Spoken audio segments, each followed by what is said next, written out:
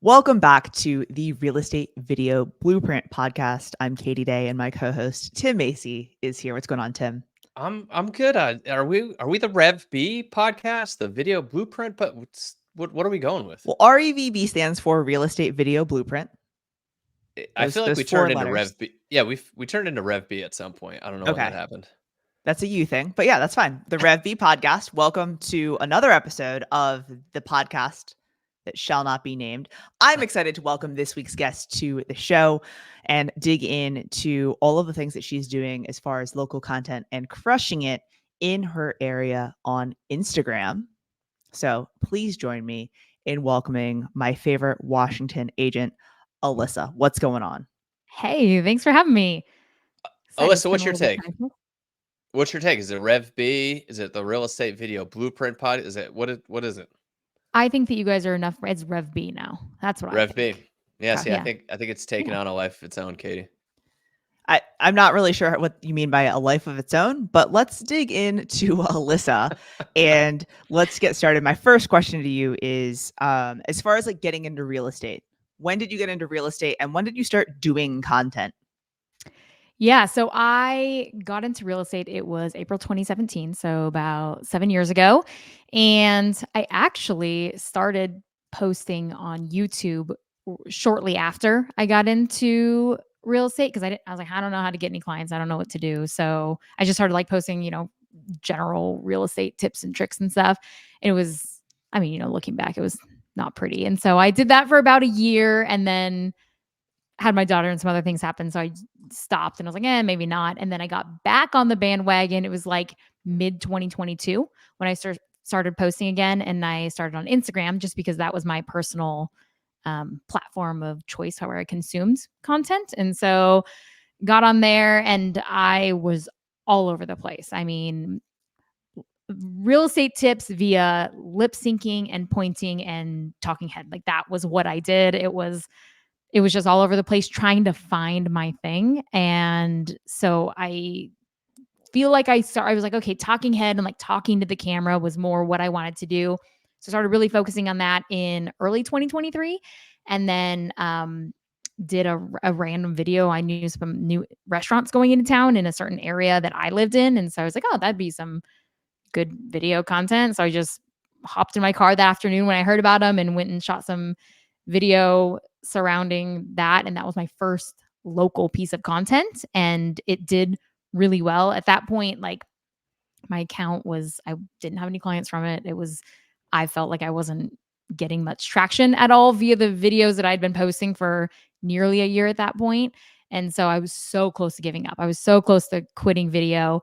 And actually had a conversation about it with my husband shortly after doing this first local video. But it took off. I was like, oh, well, that seems to work. I'll do it one more time and see if it's, there's something to this. And that video performed really well. I was like, okay, I'm going to laser focus on that local piece of content. And then I got my first client from Instagram about a month after that.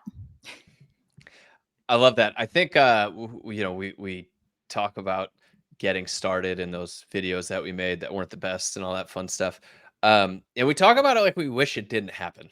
But all of the great content creators that we talk to all have their crappy first videos. And I think it's the ability to work through your bad content to find your good content, because everybody has that aha moment where they stumble upon the thing. And Katie and I, that's like part of what we do is trying to help the stumbling process where maybe it's a little quicker by looking at what other people have done.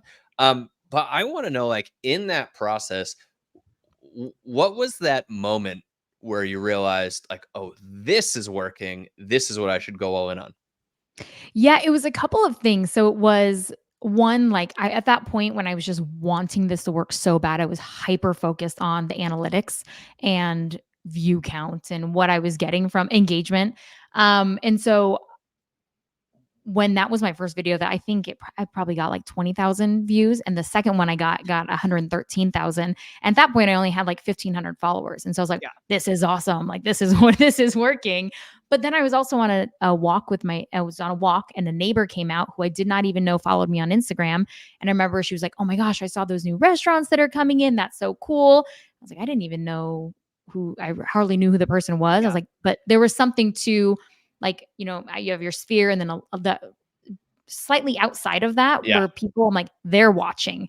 And so that was that moment where I'm like, okay, it's working at least for maybe I'm not getting new followers or, direct clients at this point, but people are watching and people are seeing it and they care.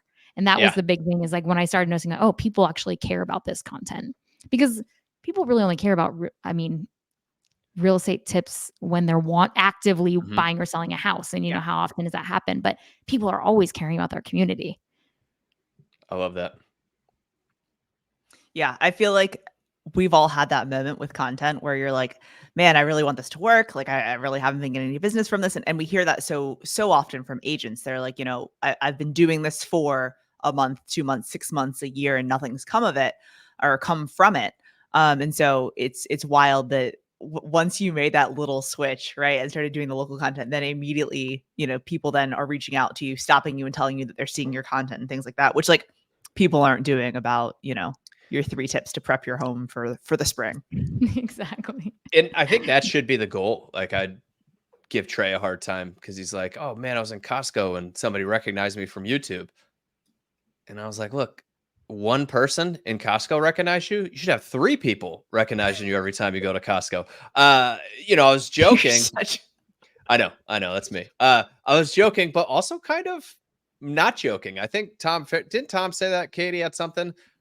People should be coming up to you on the street because they watch your content on a regular basis. Like that should be the metric. So I love that was the thing that hit home for you because that is the metric for me. Yeah. And it's definitely grown. I mean, a lot too. Like I just had a message from a gal who was like, hey, I saw you at this Steam Plant's a restaurant in town. She's like, I saw you at the Steam Plant the other day. I was going to come say hi. And it's like a bizarre thing, but people see you when they see your content and they see you out and about. And so, and I have had people who say like, I was at a doctor appointment. The receptionist was like, hey, I follow your content on Instagram. And like, you know what I mean? They're kind of sheepish about it, but that's exactly what you want. You want people to see you and put it together of, what you're doing. So that's amazing. That happened to me once when I was out with a lender and they were like older and they're not on social media and someone came up and they're like, hey, I watch your content on social. I was like, oh, that's awesome. Like, it's so great to meet you. And the lender was just like, I don't understand what's happening right now. Like they watch you online. I was like, let's just eat our lunch. Like, it's fine. We don't need to dig into this more. All right. So you were kind of all over the place. You were doing a ton of different stuff as far as content goes. And then you adjusted to do local content. And so like today, if you were to look at your content, what would you say your pillars are for Instagram of like, this is my content mix. This is what I'm doing as far as like topics and like kind of buckets or pillars or whatever you want to call them. Totally. So I have, I have 3, but one of them I kind of break into 2 and that's my local stuff. So I have the local stuff broken into 2 mini buckets and it's like breaking news and inside scoop stuff, which is like what's coming new, the developments, the new businesses coming to town, things like that. And then I have local business highlights. And with those, I'm focusing on businesses that like I enjoy or my ideal client might enjoy. And then also like unique fun things. So if there's some sort of spin, like instead of just, featuring the business as a whole, focusing on what makes them unique or one thing that they offer that's super cool that people would want to know about and might not know about. And then mom life content and then real estate. So those are kind of my 3 buckets. Well, and I think finding the things that like, if you browse the company website or you browse the restaurant website or whatever it is, like they may not have it. So it's like those things that are like the inside scoop that like you wouldn't know unless you visit or, is kind of like that, behind the scenes type stuff always performs well. Absolutely. Well, yeah. And it does. Yeah. People, they want to know.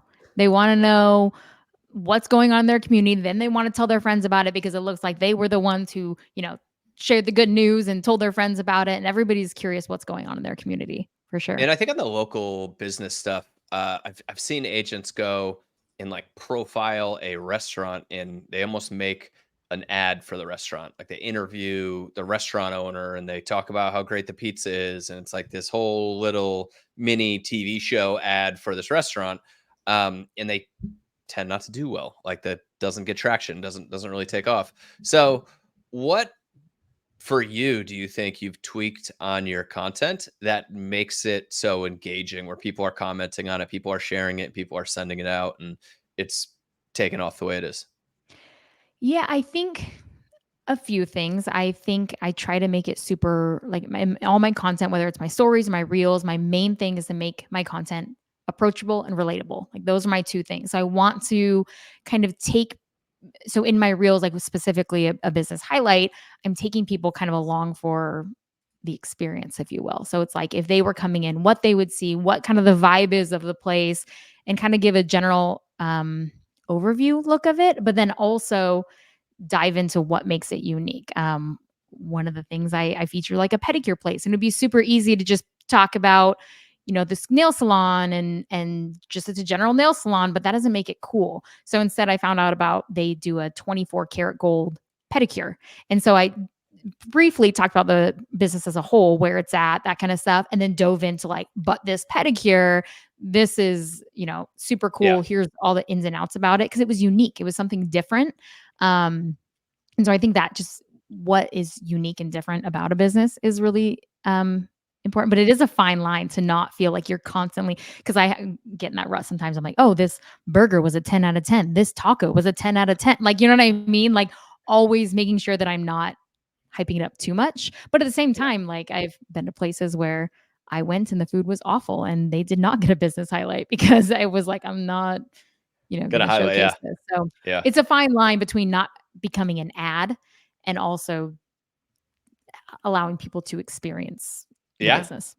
I feel like when I watch your content and I watch the business spotlights or date night spots or burgers or whatever it is that you may be doing, like you're more so giving like your personal opinion on the place or the things that you like about it, right? Like I saw you do like a coffee shop one. You're like, oh, so it's like super kid friendly, so like don't worry about bringing your kids, and like I come with my kids and blah blah blah blah blah, right? And so like you're giving that information that like again like isn't on the website and like is kind of like your personal experience. So it seems as if like if I were watching it living in Washington, it'd be like, oh, you're just like kind of talking to me on the phone about like why I should come join you for coffee kind of thing. So I think you make it, again, as you said, like very relatable for people, when they're considering going to that business. Yeah, and I think there's something to the way we talk about listing videos. Like sometimes the home tour videos that are listing agents selling a house don't do as well as the really informational way that people guide through people through a house, like they're showing a buyer. And so it's like listing agents need to act like buyer's agents when they make their videos and be bringing people through a house with that mentality instead of the selling it mentality of a listing agent. I feel like it's kind of the same thing when I watch Alyssa's content when she highlights a local business. I don't feel like she's there selling me on the local business. I feel like she's talking to me like I'm one of her friends, and she's just like letting me know about this interesting thing she discovered. And it sounds like a simple thing, but it's such a small. You ready for it, Katie? Nuance. It's such a small nuance that I think is really, that's the difference is not So is like nuanced. bringing somebody along with you while you tell them this thing that you discovered, let them discover it with you, as opposed to selling them on, you've got to come out, see the greatest new attraction. And it's like that stuff doesn't hit. Yeah, it's very nuanced, Tim. You are completely right on that. So shifting gears a little bit, you talked about the like breaking news or like inside scoop or whatever you want to call it of things that are opening and things that are happening that may not be mainstream or all the way out there type news. So how are you researching these different things? Like what are you doing to know like what's happening on that lot across the street type news? Yeah, it's so first and foremost, like the main way I would say is following like the newspaper and the Spokane Journal of Business. So I'm just subscribed to both of those, and they're always posting, new developments or, real estate things going on, businesses coming, businesses closing, things like that. I'm subscribed to a bunch of newsletters of developers and some, just Spokane organizations that feature businesses in town. Following a lot of local content or local accounts on Instagram, things that, a lot of mom accounts in my case, because a lot of my stuff I try to do is like kid friendly type of things. And then also just being nosy. Like when I see construction going on the corner of an intersection or something, I will like sometimes I have stopped and just talked to the construction workers about like what's going in there, and they just let me know. And then I also will, like, if I see construction going on, I'll stop and like pull the permit. So I just connected with the county and asked them. There's a city one and a county one. So I connected with both of those and just said like, ask for their permit portal, and they gave me the link and everything. And so I just randomly will put in the address of what it is, and usually it will spell out exactly, the business name and then plumbing, business name and electrical, and what they're currently working on. And then I kind of just, I don't know, I equate it to like a string, and I just pull that string and start like following it like a reporter, and going on to, if I find out who the developer is, go onto that developer's website. And I found renderings that way. And just find all the things that you can, just keep following the breadcrumb trail or whatever it's called. You know what I mean? Just keep getting the information and following the things. To get the things. But I'd say the permits are probably my best little like hack and ways I find information. Also not a bad way, like if you see a construction site, like if you see a house being flipped, you like stop and ask them like, oh, like what's the deal? And like sometimes there's someone there that's like actually in charge, and you can pick up a listing or two. So, there you go. Fun fact, fun tip. Well, the thing that I think Ken posted, he's like, where do you get your news? And if you ask people, nobody wakes up and puts the news on. Yeah. It doesn't happen. What's the first thing you do when you wake up? You go on Instagram. That's like Instagram? Right. Right. So the fact is, people are getting their news from Instagram. They're getting their information from Instagram. And so there is this big opportunity to do what Alyssa's doing, which is essentially being the news on Instagram, because that's where people are going. People aren't watching the news every morning. Yeah. They're going on Instagram. And so that thing that you talked about at REVB, we've had a couple other people go and kind of explore. And it's just funny because they just say like, I can't believe like there's all this information online that if I actually dig in, I can find this stuff. And then you have feel like you're onto a secret. It's like a secret. Yeah. It's like, am I supposed to know this stuff? Like, but I'm gonna tell everyone about it. Yeah. Yeah. It's a ton of fun. And then you become that expert. Like Alyssa's got the inside scoop on everything that's going on, and people naturally want to follow and engage with that. So it's so good. That one, Katie, we got to do a link in the show notes for that one she did on the development. What was that? What was coming in? Chick-fil-A?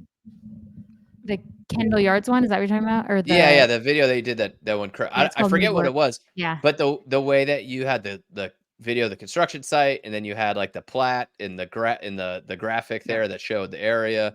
I was that was great stuff. And I'm sure it took you time. Like I'm sure it did take some time. Yeah. And that one video, I know I got, so it's like from a bunch of different sources too. Like I got some of the information from the permit, and then I got that rendering because I was signed up with the developer from that permit. So that's how I got that information. And then I saw a Journal of Business article about like this other one nearby. And so I kind of like put them all together. So it's like you start when you have like, I have a Google Doc of all these sites that I check. And so every couple of weeks, I'll just go on and like, I'll hit my checklist of see what's going on, and then pull, headlines or storylines of what's going in or what's new. So yeah, it does take time, but like once you get like a system of all the things, it's not too bad. And that Kendall Yards, that one was the one that like went off, right? Like it had like a crazy amount of views and shares and saves. Yeah. So like that one, I think that you're talking about, Tim, is actually like an update video, and it has, I don't know, over 100,000 views, I think at this point, but I did one in the fall last year where it was like dirt, like there was nothing to really show. And so I just did a little update on new information I found. I mean, it's very minimal new information, but then it took off again.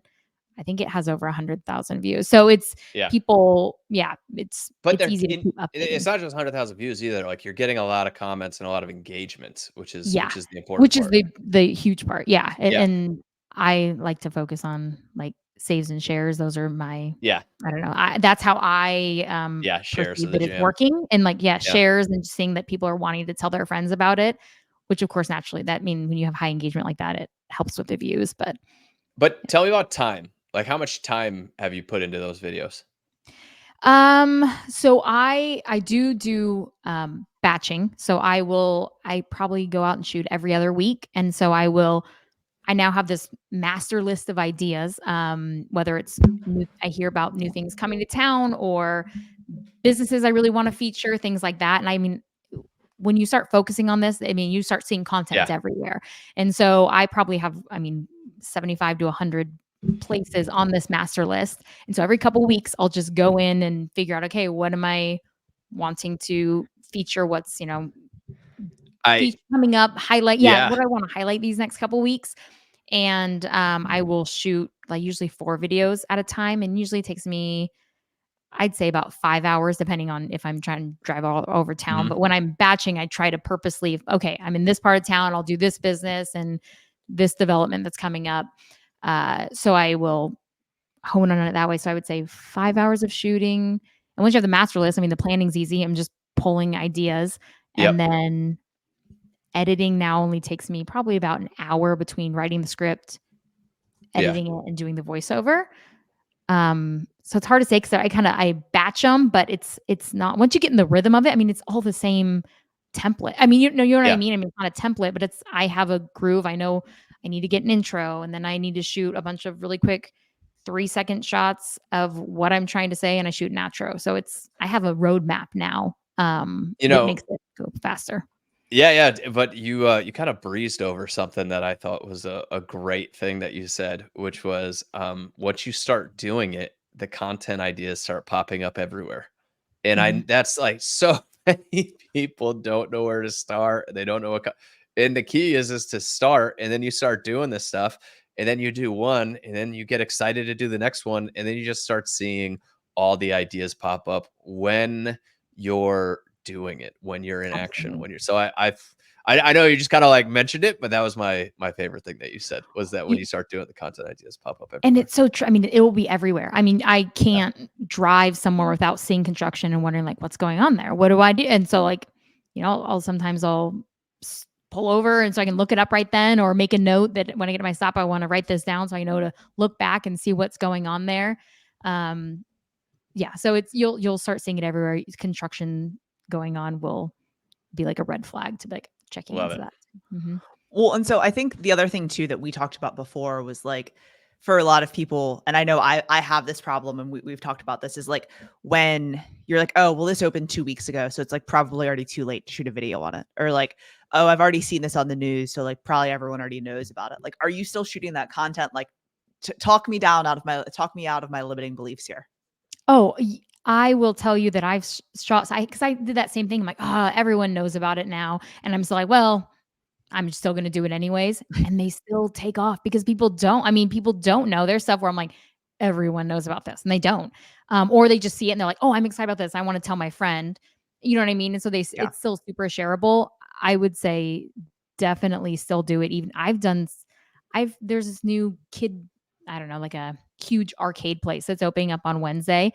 And I just found out about it, but apparently it's been everywhere. And so, but I'm still going on Wednesday, and I'm going to shoot the grand opening thing and make a big splash of it, and we'll see how it does. I mean, maybe, but yeah, I still say do it. It's not old news or anything. And there's layers you can do too. Like I will do, when I hear about something and it's actually true, like breaking news. I mean, usually when it's a big plot of dirt and not much is going on, shooting that and breaking the news and telling people about what's going in.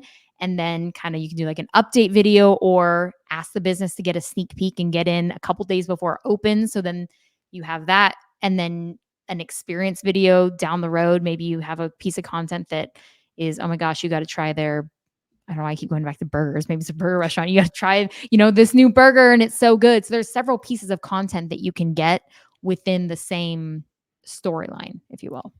Yeah. Well, and creating that relationship with the business owner and continuing to feature them is always something, and that's great. And then also like if someone didn't see that first piece of content, but they see here's the best burger on the west side of town kind of thing, like that might be the thing that then gets them to go try it or gets them to engage with you or whatever it may be. So most people don't see your content, right? So continuing to do similar stuff is always a good thing.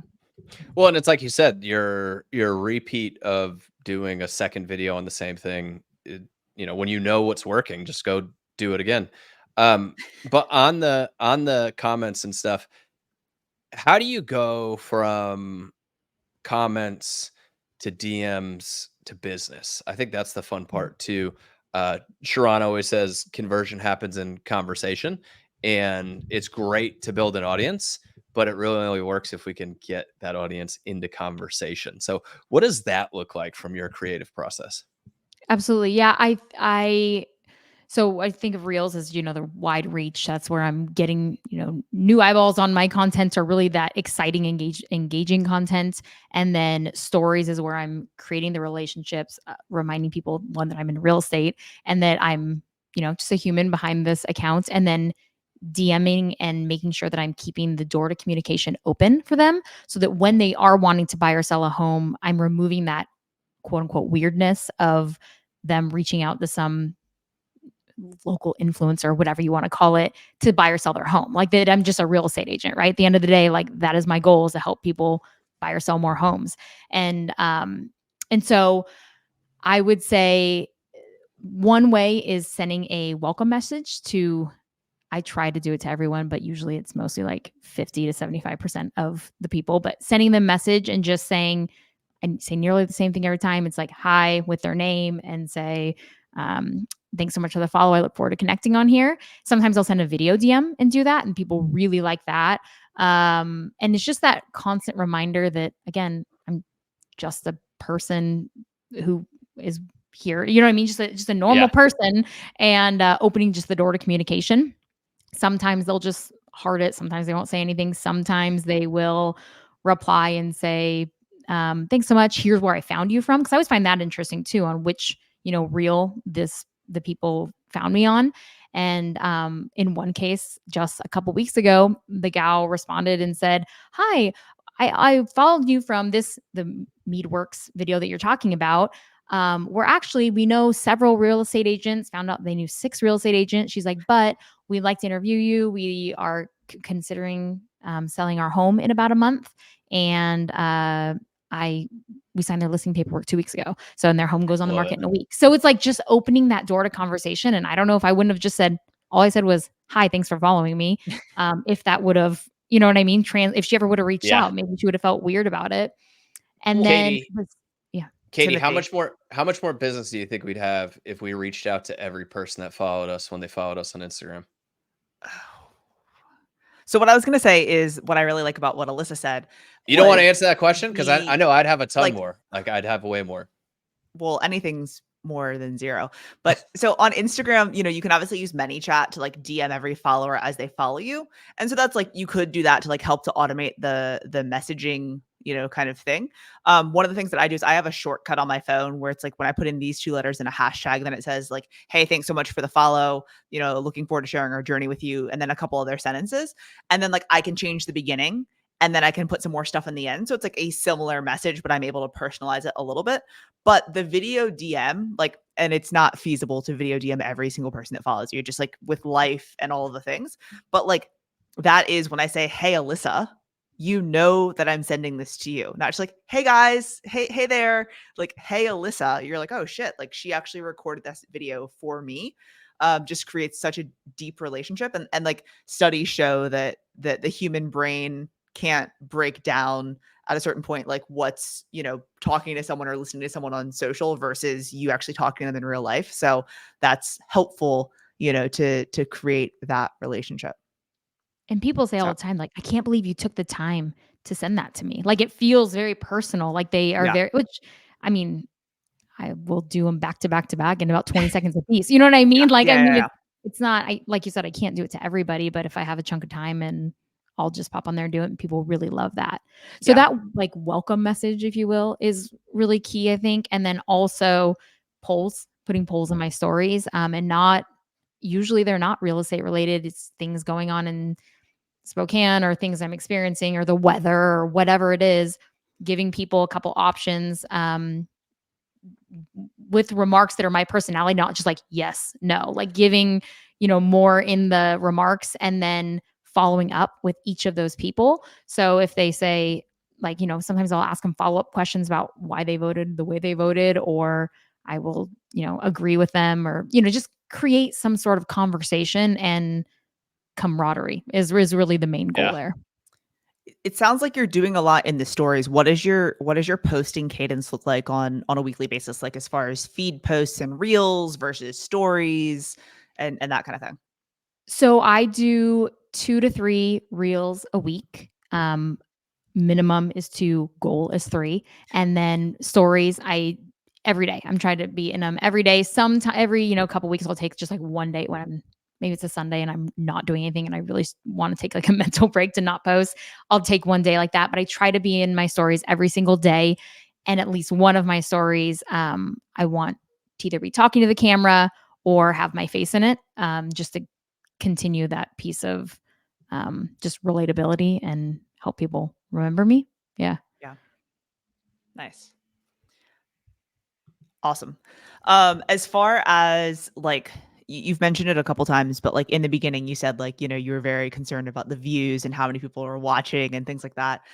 What are you looking for right now, today, as far as like, how do you determine if you feel like a post does well or doesn't do well? What are you monitoring?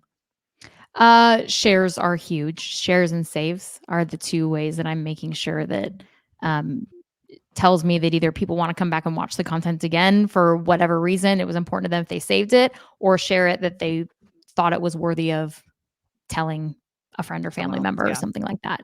Are you Yeah. are you doing anything to encourage that, or you're just hoping that it happens?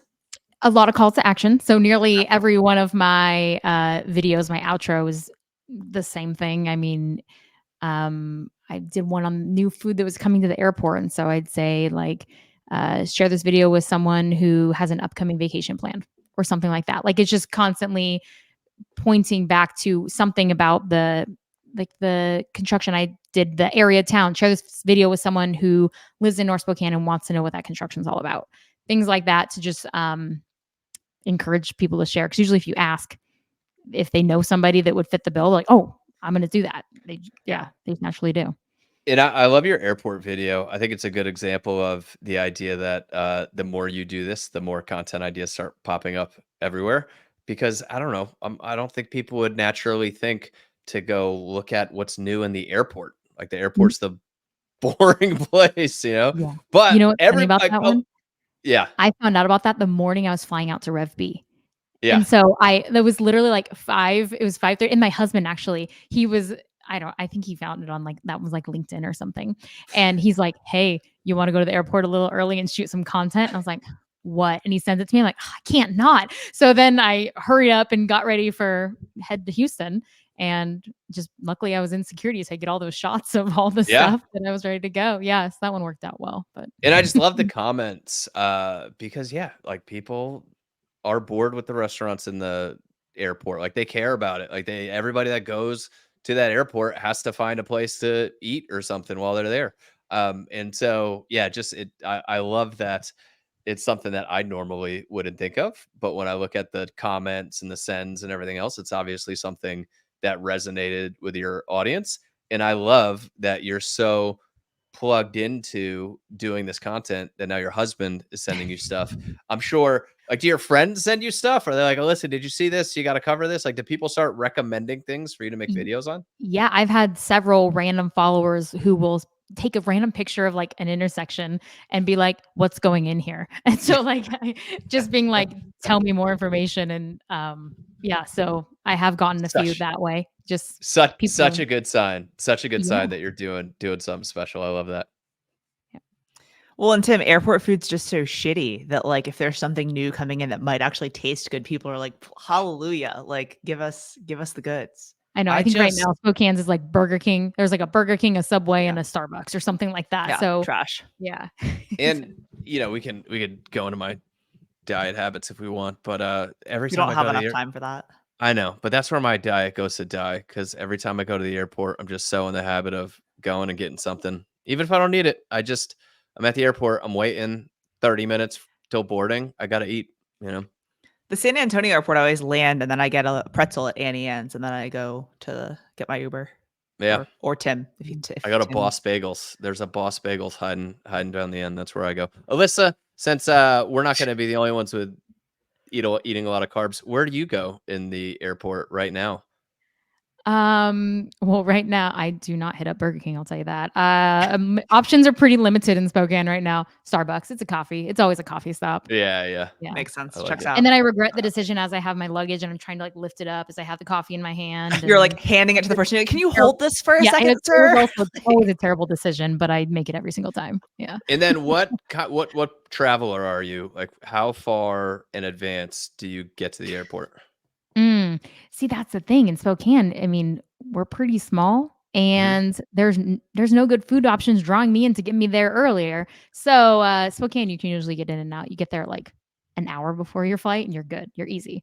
Okay. But now we're getting a bunch of new local restaurants. Might have to get there a little earlier so that you can have some, lunch beforehand at a good place. All right. So you're an hour before. King. That's like a reasonable human, I think. Yeah. Tim and I recently were in Dallas with a group of people following an event, and they all weren't flying out until the next day, but we were flying out that night, and they were all so scared that we're going to miss our flight. And like Tim and I travel throughout Texas so frequently that we're like, no, we're good. We'll just show up 45 minutes before the plane takes off to like have 15 minutes to go through security, walk up and board. And they were just like, I don't trust that. We're like, we'll be fine. It's all good. So yeah, I like to time it to be through security, grab a snack, and then like walk on the plane as they're calling your boarding group. It's always my goal. anyways, totally not content related, but Look, it's good. It's good to get to know our guests every once in a while, though, Katie. yeah, I love that for you. Okay, so talk to us a little bit more about the technical process. So you were saying you like block out time to shoot, you block out time to edit, and you kind of have like, you batch it in its different stages of creating content. But like, do you shoot everything on your phone? Do you use a camera? Do you have a videographer? Like, what do you edit with? How do you post? What does that look like? All of my local content is 100% me. It's all, listening videos are really the only thing I have my videographer for, or some, talking head videos, which I just have a lot in the can right now, which I'm not using them really anymore because I think it's going a different route, but that's a whole other thing. So my local content is 100% me. So I just use my phone, use my iPhone, shoot footage. I have the wireless DJI mics, which I love. So I just use those. I have a gimbal, but I only use it very rarely. Do I bust that thing out? So it's mostly like body sways. Yeah. But yeah, that's really my mic and my phone are really the only things that I take on the shoots. And then, as far as editing, did you ask about editing? What I use? Yeah. Video Shop is what I use, just on my phone app. Super easy. Similar to CapCut. I feel like they all do quite similar things. It's very, very basic. I just haven't switched because it works for me and I have no reason to switch. Yeah, I feel like, is there another question in there that I missed? No, I like it. I think okay, that's okay. Yeah. Well, how long though? We kind of talked about this before, but how much time a week are you dedicating to video production? I kind of do every other week cycles because I try to do 1 week where I don't have, just because real estate happens, right? And so I will be busy in the season. So when I was finding when I was doing it week to week, something was coming up, or I was trying to put out a bunch of fires in real estate or something. So I kind of switch it to every 2 weeks, and I will take about a half day to do a shoot that will get me about 4 or 5 videos to get me through the next couple of weeks. And then we'll do an editing, usually like 2 editing segments to get all 4 or 5 of them edited. Yeah. So then I'll have 5 ready to post over the next couple of weeks. What about when you post? Do you post natively? Do you use a scheduler? How do you post? I do manually, natively. I'm sure that it would save me more time if I did more planning. I at one point, kind of probably when Instagram rolled it out, I did do some of the schedulers, but I found a couple times, like I try to stay, when I post a video, I'll try to stay on for about, 15, 30 minutes, something like that, to respond to comments and things like that. And I would forget that I posted them. And then I get on like 2 hours later and I'm like, oh crap, I forgot. And so then I just found that I'll have them sitting in like my drafts, usually prepped, ready to go. So then I can just press, publish or whatever when I'm good to go. Yeah. Katie, I feel like most of our creators aren't using any automated posting services. So I would say what I've heard in 2024 is that if you use schedulers or use the meta schedulers or whatever, it doesn't hinder your post in any way. For a long time, people said if you use schedulers, it's going to like Mhm. completely screw things up and no one's going to engage with it. But normally people aren't engaging with it if you're juicing the algorithm and doing the things before you post, that's going to help, you know? Yeah. But I feel like most people are just like, it's already in my schedule and this is how it is. So it's like saving yourself 20 minutes a week, like, isn't really worth it when like you'd probably take 20 minutes to schedule all the shit out anyway. So it's like, you might as Yeah. well just continue. Because for me, it's like catching up with friends. I'm sending DMs, I'm commenting, I'm responding to posts and all the things. So like, I like that time.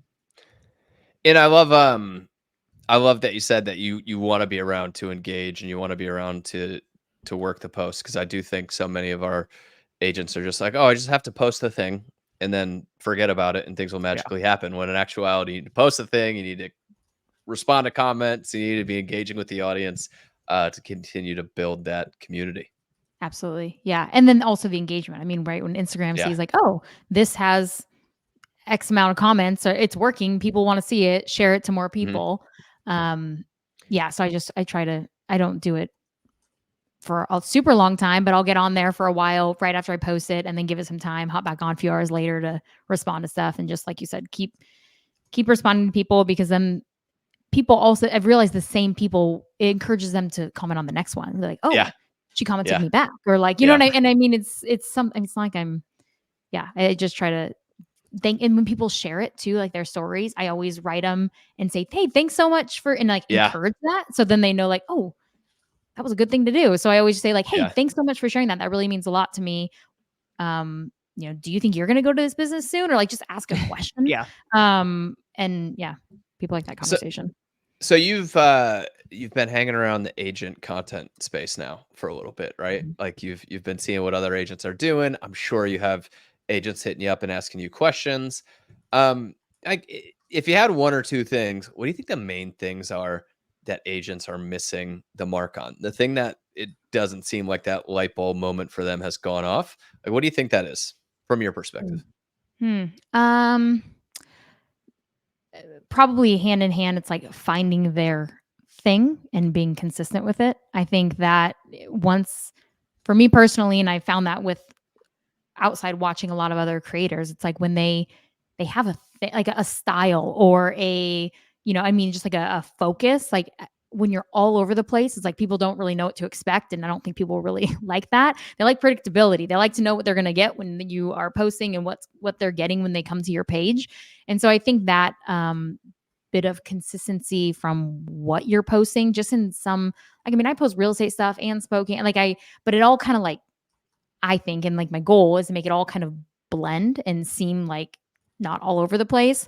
And then consistency from a posting standpoint. I made that mistake as well when I first started. Was I felt like because it was hard to post content and come up with these ideas, and it felt like it was taking so much time. So I felt like I was being consistent, but like looking back, I wasn't. So like I'd post 2 times in a week and then take 2 weeks off and then post once and then post 3 times, and it was all over the place. So I think just consistency with what you're posting and how often and what people can kind of expect from you.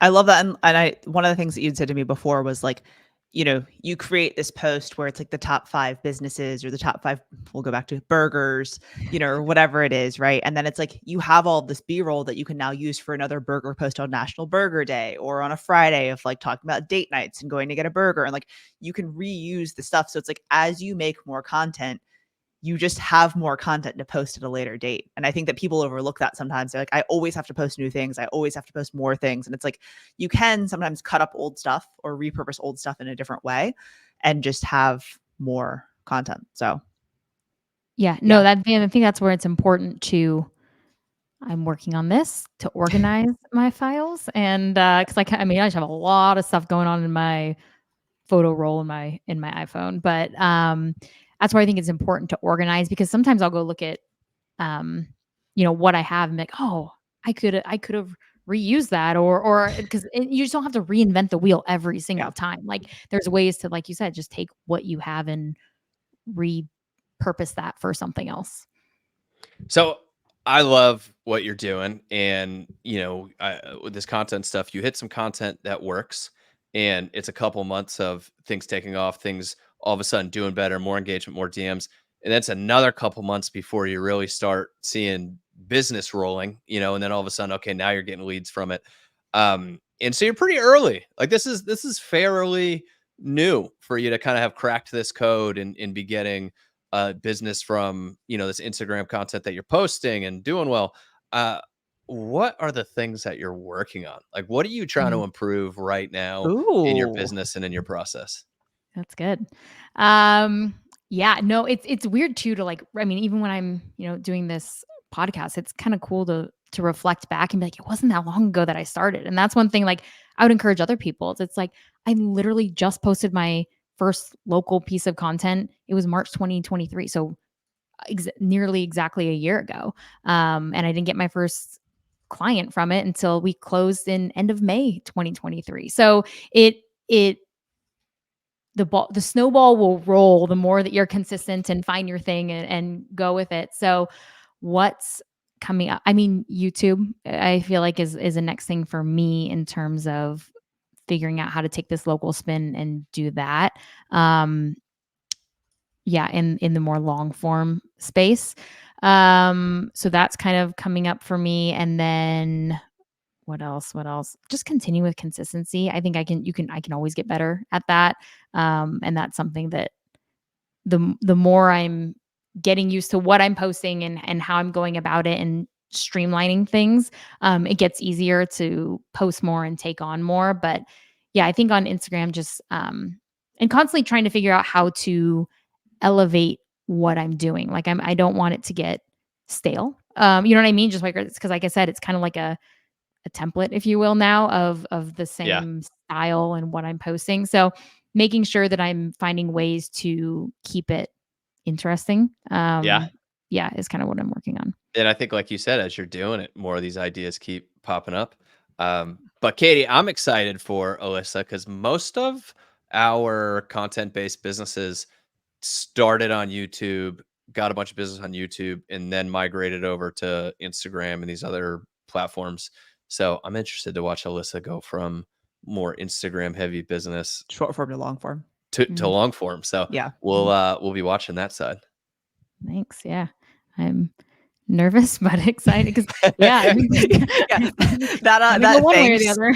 That thanks was like the least, since you're like, yeah, thanks.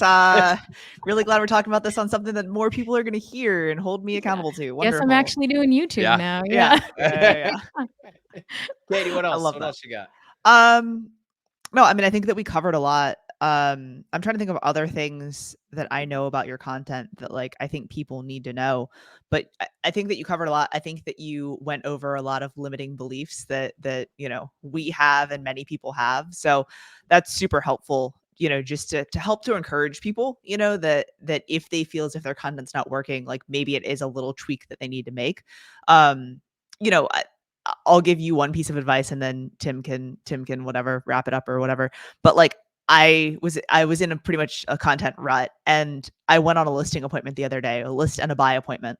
And the person was like, "Hey, we know probably 6 or 7 realtors, but we reached out to you because you always give such good information on what we need to know when we sell our house. And so like we've been watching that for the past 3 years and like now that we actually want to sell our house, like there wasn't anyone to call but you." Right? And so I think it's like a very similar thing of like, you're showing us what to do, you're showing us the things, like clearly Spokane and the things. And so like when you're talking about like having a bunch of content batched up that you just haven't posted or talking head stuff, like I would sprinkle in the real estate. Like I wouldn't go all in, but like just to remind people that you do real estate. Totally. And that's like you said, like that's I mean, that's the ultimate goal. And Yeah. so sprinkling it in, yeah, it's trying to figure out how to make it. Like I said, I'm trying to always make it mold. And so I think I Yeah. want to take like my talking head videos and almost do like walk and talk outside, like off. Like I feel like I want to be more off the cuff. You know what I mean? And Yeah. like do like the Yeah. walk and talk, still doing real estate tips and tricks, but be out in Spokane as I do them instead of in a studio or at a setting house. in Yeah. my Yeah, house yeah. or whatever. Exactly. Yeah. So trying to figure out ways to like do that. But yeah, not losing the real estate thing is vital because then people are going to forget what you do. And that's the whole point of why I'm posting on Instagram anyway. Well, it's funny too. Well, I've seen you go more towards the property tours and a little bit less talking head because the property tours do better. But what I do love about the fact that you're putting out such good content that your audience loves so much that they're very forgiving when you sprinkle in a real estate post. So a lot of these channels, it's like real estate, real estate, real estate, and then they do a neighborhood, they do a restaurant, and it does okay. But their whole channel's getting hurt because they're doing a bunch of real estate and a little bit of other stuff. But you've built this audience that loves your stuff so much. Yeah. Where you have the ability to sprinkle in that without killing your audience. So I love that. But last thing, if there was anything we didn't hit, like what would you want to leave agents with to help them take some action and start making some content that generates some business? I would say, I mean, we already hit it, but I think what really works for me is just keeping at the forefront of my mind to always be relatable and approachable. Like that is at the forefront of my mind because it takes away that friction of weirdness of people reaching out to me. And so whether that's, like I said, engaging on stories and keeping, it's a fine line of what's going on in like my life and in real estate, but people care about like the Spokane stuff and doing all of it, but just maintaining, and that's even like how I shoot the videos. Like I try to be very relatable, it's not crazy polished or lighting or anything like that. Like just, I think being relatable and approachable will help. If you're doing that as an agent, it allows clients to see you as a human, someone that they can relate with. And I think ultimately, I mean, people want to work with an agent who's going to kill it for them, right? Like they want what they want, but they also want someone that they like and that they feel like, oh, I could work with this person. So yeah, that would be. I do think you ready, Katie? I'm ready.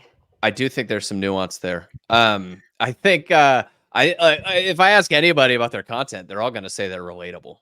Like nobody's going to say my content's not relatable, but there is something about the way that you talk on your videos, the way that you explain things on your videos that's more relatable than what other people are doing. And so my last question, even though I already said it was my last question, is what do you think is unique about your content that is more relatable than other people's content? I think, the way I talk about it, like I'm talking to a friend, like the way one of my videos I start, I'm like, hey, have you seen that construction? Like right as you drive into that Costco right off Newport Highway. It's like, that's how I would talk to a friend. Like, have you seen what's going on there?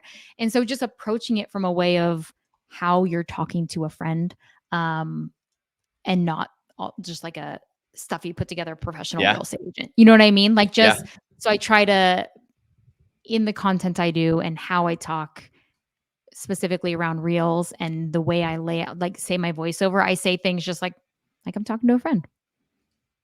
Is that helpful? Is that no? I think that is very helpful because people do. They're like, let me give you the scoop on 123 Main Street and da da da da. And it's like, what? Why are you? And we talk about a hook. We talk about getting people's attention. And so I do think agents and just people in general try to maybe bring too much energy with their hook, and they try to be too like, it's not clickbaity because they're scrolling, but you know what I mean? Like too whatever, where that thing of talking to the camera or talking to the video like you're talking to a friend is great advice. No, I love that. The like mid-sentence hook, right? It makes you want to stop to be like, wait, did I miss something? Or, oh no, she's just talking about, the thing. So I love it. I love seeing your content continue to progress and change and the nuance of that change a ton. So thank you so much for sharing with us today a little bit of your journey and the success you've seen on Instagram. And I know there's a ton of actionable nuggets that people will take from this episode. So appreciate it. And we will see you soon. Awesome. Thanks for having me, guys. I appreciate it. Thanks, Alyssa.